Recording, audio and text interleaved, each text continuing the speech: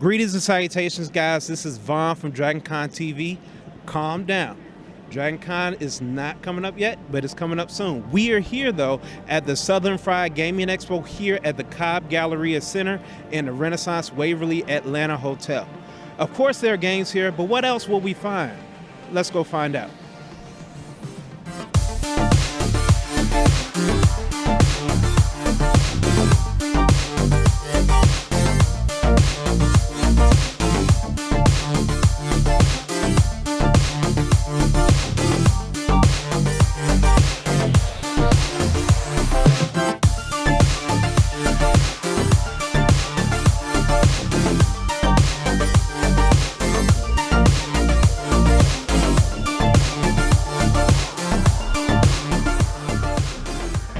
Hey guys, this is Vaughn from DragonConTV. I'm here with Preston, the co-founder of the Southern-Fried Gaming Expo. How you doing, Preston? I'm doing great. How are you? Good, good. I've heard that this is your 10th year. Congratulations to that. How do you feel about that?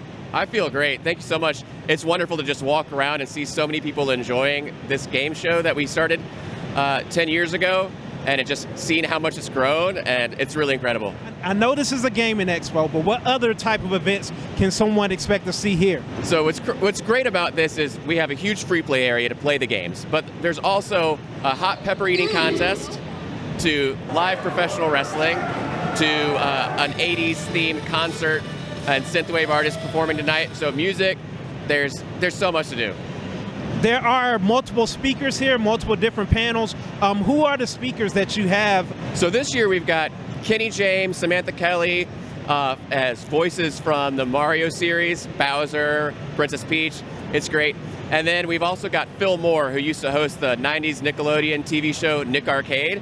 Those are some of our featured guests, but what's great about this is it's a community event, so we've got a lot of people who are just hobbyists, collectors, sharing their knowledge and stories over the years.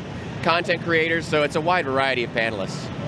I've seen a lot of people bring their own personal pinball games or arcade games. How does that even work? Well, it's kind of the genesis of the event. When we started this, it was just a group of collectors who had games in their basement. There wasn't arcade games and pinball machines out in locations anymore. They were all just in collectors' homes.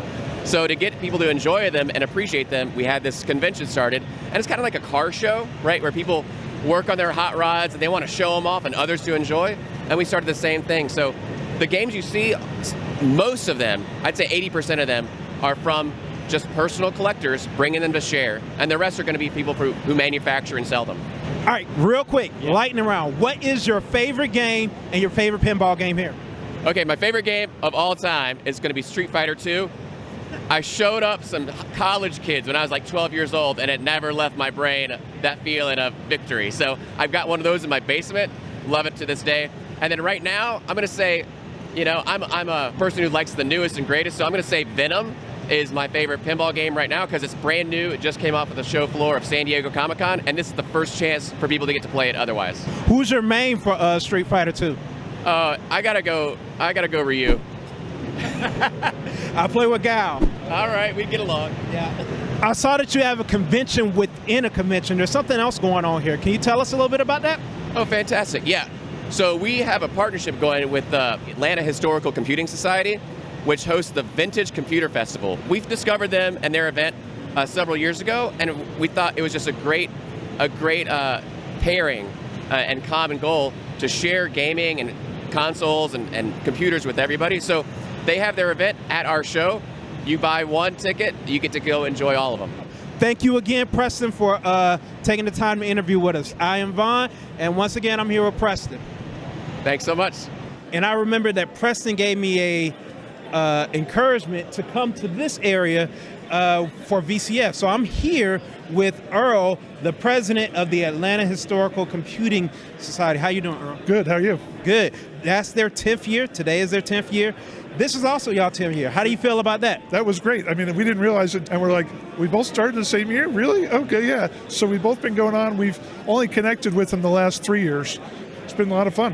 One of the things that I saw was all of these vintage computers. What types of things do you have going on around in this area? We've got a little bit of everything. We've got games and things you can play, like a Doom LAN. If you remember Doom, we have a LAN set up, which not everybody did. We've got people showing new parts they build, like we have one of our members who made a VGA card for an Apple II. Right, that's not something you usually would combine the two, and that's keeping it working. Right, so you can have a display anymore. I think we have soldering that's available as a kit that people have. I had my wife do one a couple of years ago, and it's like, really, I can solder? Yeah, you can solder, and you can make something that works. I think we've got one group over here that builds replicas, real amazing replicas. You can get an Apollo guidance computer replica, an Enigma machine. They function just like the originals. Oh, I just heard you say the word vintage. What does vintage mean to you? It's one of those religious topics you got to be careful about. Normally we kind of tag it as about something that's at least 20 years old, but now it's like that goes back to 2000, right? Most of our stuff is, yeah, that's what I said. It doesn't seem that old anymore, does it? So we normally do, like Windows 95 is probably some of the newest stuff we've got, but a lot of 8-bit computers. So when you think about stuff, you'll see all sorts of 8-bit stuff here.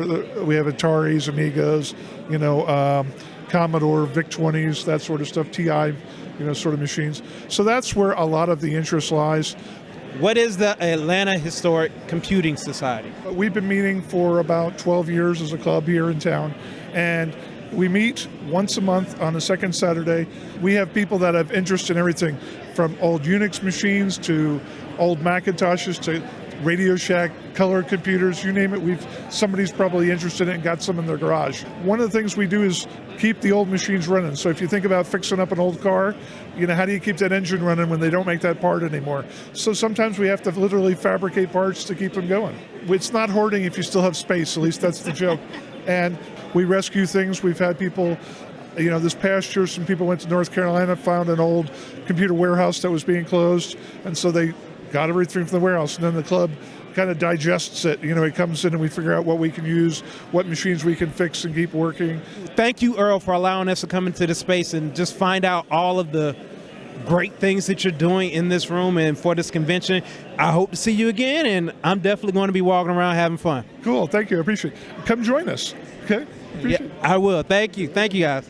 Well, it's been incredible seeing all of the things happening here at the Southern-Fried Gaming Expo, but I'm going to put this mic down and I'm going to go play some games. So, signing off from DragonConTV, I'm Vaughn, and I will see you guys very soon at DragonCon 2023.